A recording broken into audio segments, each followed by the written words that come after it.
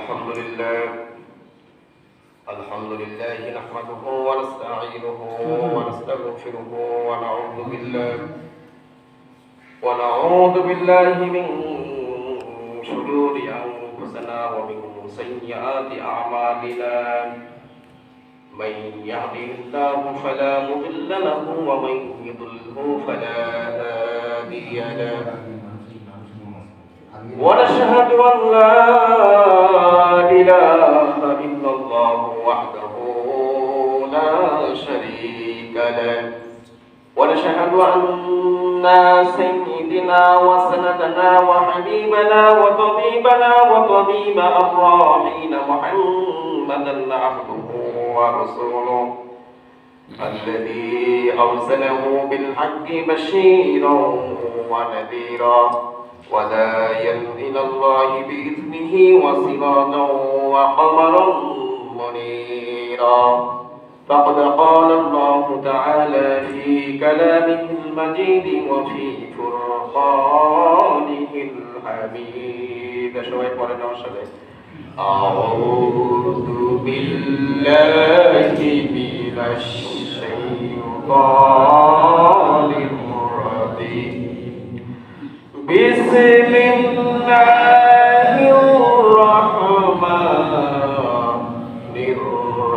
الرحيم يوم لا ينفع مال ولا بنون إلا من أتى الله بقلب سليم صدقت يا رب العالمين وبشر حبيبي يا رسول الله صلى الله عليه وسلم إن الله وملائكته يصلون على النبي يا أيها الذين آمنوا صلوا عليه وسلموا تسليما شغل محمد الشهيد توحيد إبراهيم بكري اللهم صل على محمد وعلى آل محمد كما صليت على إبراهيم وعلى آل إبراهيم إنك حميد مجيد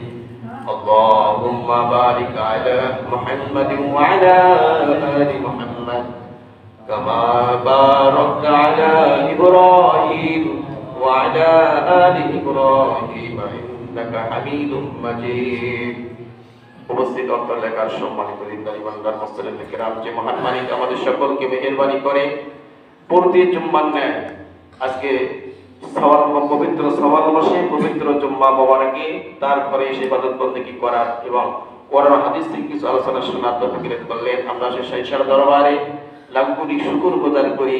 জোরে সবাই বলেন আলহামদুলিল্লাহ। সর্বমানে সর্বশ্রেষ্ঠ মানব তেরার প্রতি আমরা সংক্ষিপ্তভাবে দরুদ ও সালাম পেশ করি। সাল্লাল্লাহু আলাইহি ওয়াসাল্লাম।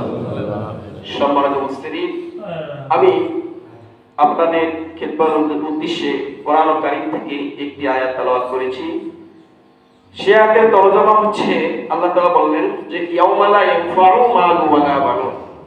এটা হচ্ছে যে যেদিন কোনো ধন সম্পদ ও সন্তান সন্ততি আপনার কোনো উপকারে আসবে না, সেদিন শুধু সেই ব্যক্তি উপকৃত হবে যে আল্লাহর কাছে আসবে একটি বিশুদ্ধ অন্তর নিয়ে। কি অন্তর নিয়ে বলেন?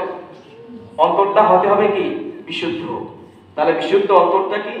যে অন্তরটা সব সময় আল্লাহর ভয়ে কাঁপে, মানে যে অন্তর সব সময় আল্লাহর বিধান অনুযায়ী চলে, আল্লাহর যে বিধান আছে সেই মোতাবেক সে অন্তরটা কাজ করে, আল্লাহর ভয়ে সব সময় সে অন্তরটা কাঁপে, আল্লাহর ভয়ে যে কোনো কাজ আল্লাহর বিধানকে মানে আর আল্লাহ যেটা নিষেধ রয়েছে সেগুলোকে বাধা দেয়, সেগুলো সে করে না। সেই অন্তরটাই হচ্ছে কি? বিশুদ্ধ অন্তর। তাইলে সেদিন কাল কিয়ামতের ময়দানে আপনার কোনো ধন সম্পদ এই সন্তান সন্ততি কিছু কাছে আসবে না। তাই কাজে আসবে হলো আপনার একটা এই বিশুদ্ধ অন্তর, যেটা কাল বলা হয়েছে। তাহলে এই অন্তরটা বিশুদ্ধ আমাদেরকে করতে হবে। তাইলে এই অন্তরটা একটা মাংসের একটা টুকরা।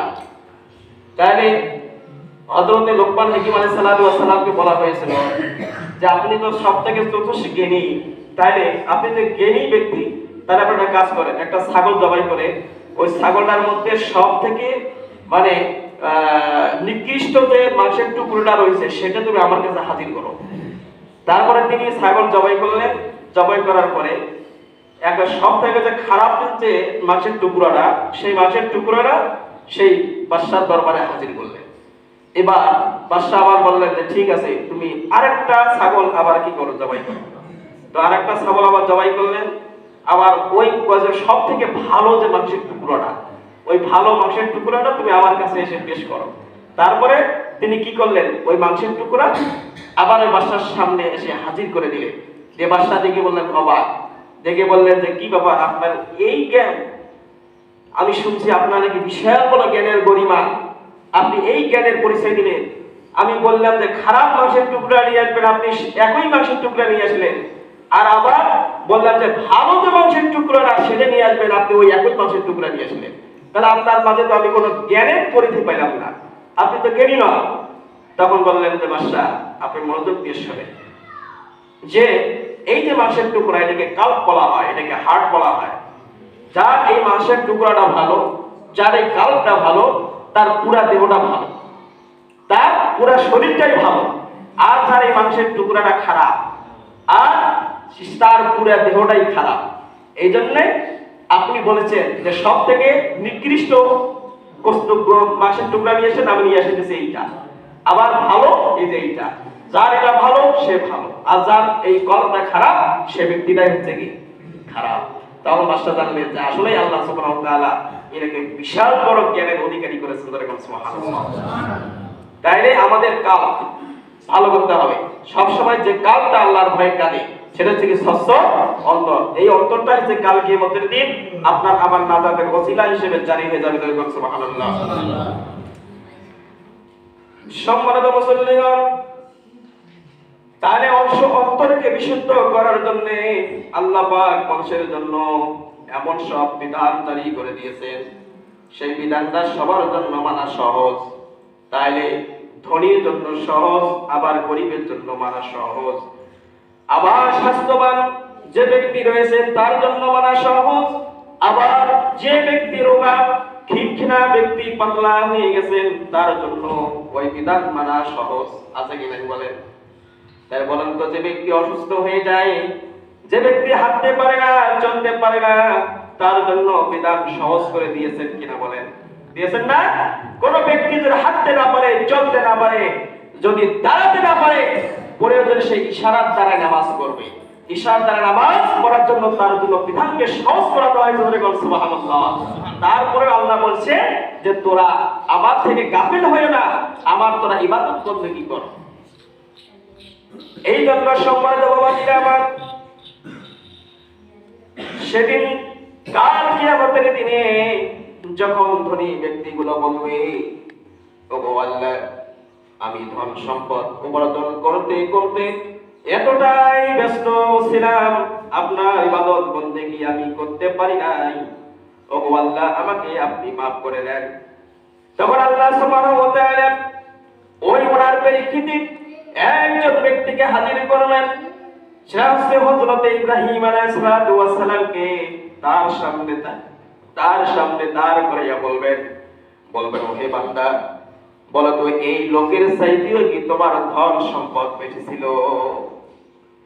হযরত ইব্রাহিম আলাইহিস সালাতু ওয়াস সালামে এত ধন সম্পদ আল্লাহ সুবহানাহু ওয়া তাআলা দিয়েছিলেন, তার যে বকরির একটা পাল ছিল, এই বকরির পালগুলো পাহারা দেওয়ার জন্য 400 কুকুরের প্রয়োজন ছিল। কথা বলেন?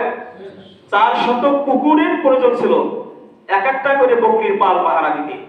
তাহলে একটা কুকুর তাহলে 1000 বকরি পাহারা দিতে পারত। কথা বলেন? 1000 বকরি একটা করে কুকুর পাহারা দিতে পারত। তাহলে যদি একটা কুকুরে 1000 বকরি পাহারা দিতে পারে, তাহলে 400 কুকুর কতগুলা বকরি পাহারা দিতে পারত? তাহলে তার কতগুলো ধন সম্পদ ছিল? বলেন ঠিক কিনা? 4 লাখ। হ্যাঁ, 4 লাখ। তাহলে কতগুলো ছিল ধন সম্পদ? শুধু তাই নয়, যখন হযরত ইব্রাহিম সালাতু ওয়াস সালাম তার যে ছোট সন্তান ছিলেন ইসমাঈল সালাতু ওয়াস সালাম, এই মরুভূমির প্রান্তরে চলে রেখে আসলেন, তার পায়ের আঘাতে জমজমের কূপ উৎপন্ন হলো। হয়েছে না? এই জমজমের কূপ যখন পানি ওখানে হলো, তখন একটা কাফেলা যাওয়া শুরু করলেন। কাফেলা দেখতে বলে কোথাও কোনো পানি পাওয়া যায় কিনা। তখন দেখলেন যে ওখানে পাখি উড়ে যাচ্ছে, যে পাখি যেহেতু উড়ে যাচ্ছে ওখানে পানি নমুনা পাওয়া যাবে। তখন তারা যায় দেখলেন যে পানি ফোয়ারা উঠতেছে জমজমের কূপ। তখন তারা সবাই মিলে ওখান থেকে আবাদ করা শুরু করলেন, গাছ গাছালি করা শুরু করলেন, এবং নির্দিষ্ট সময় ওখানকার জনপদগুলো তা হযরত ইব্রাহিম সাল্লাল্লাহু আলাইহি ওয়াসাল্লামকে তারা খাজনা দিলেন, এবং এতটাই খাজনা পেলেন সে বিরাট একজন ধনী স্বাবলম্বী হয়ে গেল। সুবহানাল্লাহ। তার এতটাই ধন সম্পদ হয়েছিলেন। একটা ইতিহাসের মধ্যে আমরা দেখতে পারি, একবার ফেরেশতাগুলো আল্লাহ রাব্বুল আলামিনের কাছে আরজ করলেন, বলেন ওগো আল্লাহ, আপনি যে হযরত ইব্রাহিম আলাইহিস সালাতু ওয়াস সালামকে খলিলুল্লাহ উপাধি দিয়েছেন, আপনার দোস্ত বলে সাব্যস্ত করেছেন, তাহলে সে কি করে আপনার দোস্ত হতে পারে? কারণ সে তো আপনার দোস্ত হতে পারে না। তার বিশাল বিশাল সয় সম্পত্তি গুলো রয়েছে, তাহলে সে হচ্ছে ধন সম্পদের বন্ধু, কিন্তু আপনার বন্ধু হতে পারে না। এবার আল্লাহ বললেন, হে ফেরেশতা, আমি যা বুঝি তোমরা সেটা বোঝো না। ঠিক আছে, তোমরা এইটাকে পরীক্ষা করার জন্য পৃথিবীর মধ্যে চলে যাও, যা হযরত ইব্রাহিম আলাইহিস সালামকে পরীক্ষা করো। এবার ফেরেশতাগুলো কি করলেন? হযরত ইব্রাহিম আলাইহিস সালাম যখন ঘরে ঢুকলেন, ঘরে ঢোকার পরে তার বাড়ির আঙ্গিনায় সামনে থেকে একটা শ্লোক তারা আবৃত্তি করা শুরু করলেন। সুবহানাল মুলকি ওয়াল মালাকুতি সুবহানাল ইজ্জাতি ওয়াল আযবাতি ওয়াল হাইবাতি ওয়াল কুদরাতি ওয়াল কিবরিয়াই ওয়াল জাবারুতি সুবহানাল মুলকি হাইয়াল্লাযী লা ইয়ানামু ওয়া লা ইয়ামুতু আবাদান আবাদু সুবহুল কুদ্দুসুল রব্বুনা ওয়া রব্বুল মালাইকাতি ওয়ার রূহ। সম্মানিত বাবাজিরা আমার, হযরত ইব্রাহিম আলাইহিস সালাম এবার ঘরের মধ্যে থাকিয়া ওই সুন্দর মনোমুগ্ধকর আবৃত্তিগুলো সে শুনতে পাইলেন। পাওয়ার পরে সে হঠাৎ তার মনের মধ্যে কেটে গেল যে কি ব্যাপার, এত সুন্দর করে রসে ভরা মনোমুগ্ধকর কে আবৃত্তি করছে। সেই ঘর থেকে বাড়িয়ে দেখে তার বাড়ির সামনের মধ্যে একটা মিসকিন বসে এই শ্লোকগুলো আবৃত্তি করছে।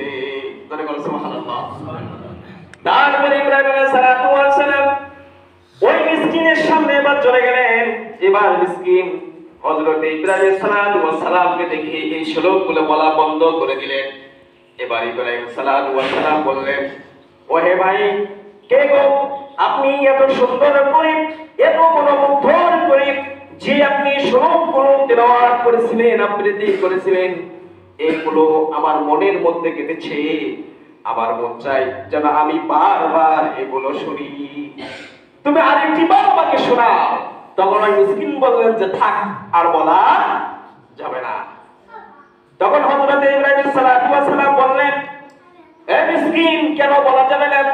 তুমি যদি চাও আমার যত সম্পত্তি রয়েছে এই সম্পত্তির মানে অর্ধেক সম্পত্তি তোমার নামে লিপিবদ্ধ করে দেব, তারপরেও তুমি আমাকে এই শ্লোকটা শোনাও। এবার মিসকিন তারপরেও শ্লোকটি বলে না।